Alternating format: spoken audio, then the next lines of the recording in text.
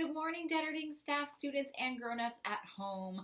I hope you're having a terrific start to this Tuesday.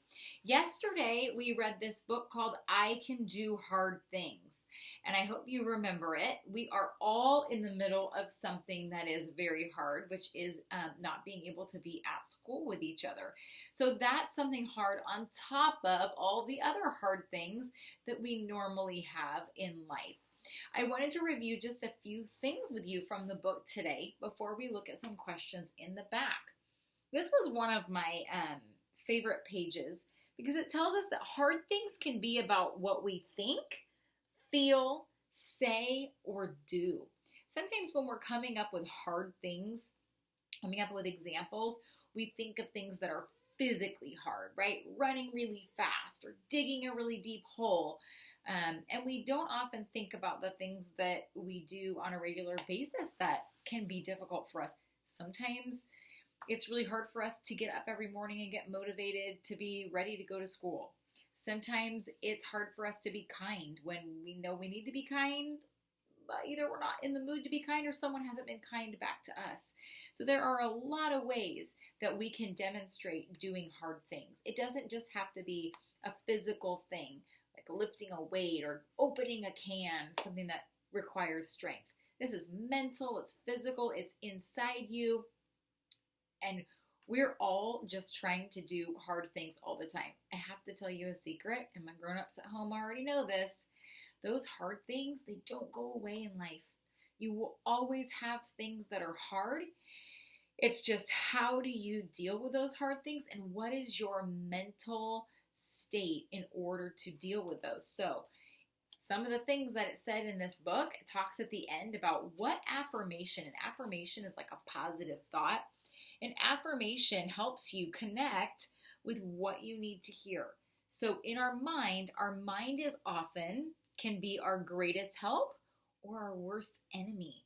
Sometimes it's just our mind saying, you can't do that, you can't do that, when in reality, we can do it, and it's about our mindset. So I want you to think of something from this book. I'm going to read a few of them, and I want you to think which one of these positive affirmations is something that you want to take with you today.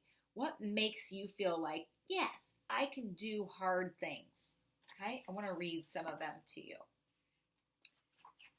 I can choose kindness. I can practice peace.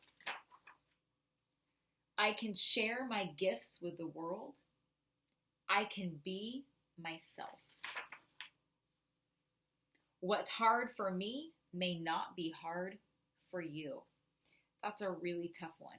A lot of times we find ourselves comparing to each other, to the people around us. Well, that person's able to do it really easily, or I didn't have a hard time doing that. It's all about the way that we tell ourselves in our minds, how are we going to approach these things? And we have to remember, we're all different. Thank goodness we want to be different.